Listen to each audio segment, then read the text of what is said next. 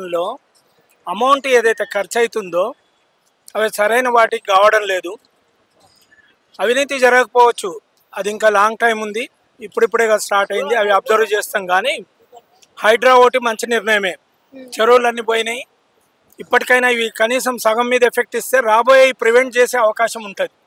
అదొకటి. అన్నిటికంటే utter waste programme బస్సుల లోపల ఫ్రీ బస్సు చేయడం. వాటి వల్ల కోట్లాది రూపాయలు జనాలకి, అది గవర్నమెంట్కి లోటు బడ్జెట్ అవుతుంది, ఆర్టీసీకి పే చేస్తుంది. అన్ఎంప్లాయీస్ తల నేర్చిపోయి తినడానికి తిండి లేకుండా 10,000 12,000 చిల్లర జాబులు చేసుకుంటా, చేయకూడని జాబులు చిల్లర జాబులు చేసుకుంటా చేస్తున్నారు. అన్ఎంప్లాయీస్ అయిన కంటికే కనబడడం లేదు. ఈ ఫ్రీ బస్సు ఎవరికి అవసరం లేదు. 30-40 రూపాయల టికెట్ మా స్తోమత ఉందని లేడీసే ఆబ్జెక్ట్ చేసిండ్రు. లేడీసే ఇంట్రెస్ట్ లేదు, అదేం పెద్ద విషయం కాదు అని. కానీ గవర్నమెంట్కి కోట్లాది రూపాయలు ఖర్చు అవుతుంది.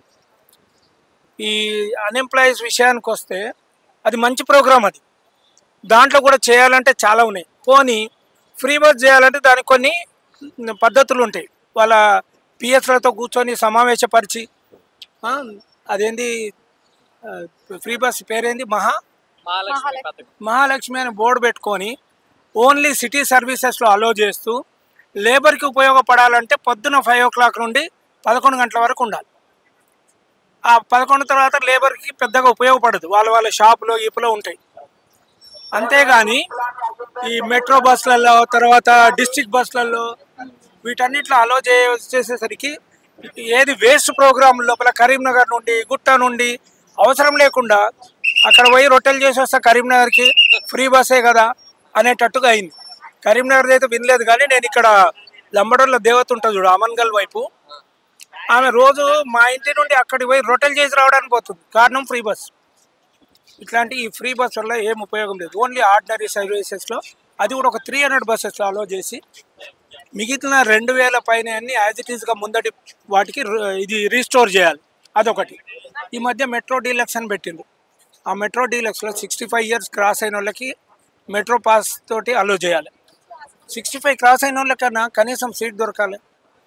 అందుకని ఇమీడియట్గా డ్రాప్ కావాల్సింది మహాలక్ష్మి ప్రోగ్రామ్. అది ఓన్లీ సిటీ బస్కు ఒక 300 బస్సులకు రిస్ట్రిక్ట్ చేసుకొని, కావాలంటే రేవంత్ రెడ్డి గారి బొమ్మ, సోనియా గాంధీ గారి బొమ్మ బస్సుల మీద వేసుకోమను.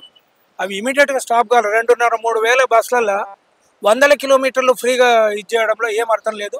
దయచేసి సీఎం గారు ఇది మైండ్లోకి తీసుకుంటూ తల నేర్చిపోతున్న 40 పైన పడ్డోళ్ళందరికీ ఒక నోటిఫికేషన్ ఇచ్చి, ఫస్ట్ ఏజ్డ్ పీపుల్కి ఒక నోటిఫికేషన్ కంప్లీట్ చేయాలి. ఆ తర్వాత గ్రూప్ 1 కామన్గా పిలవాలి.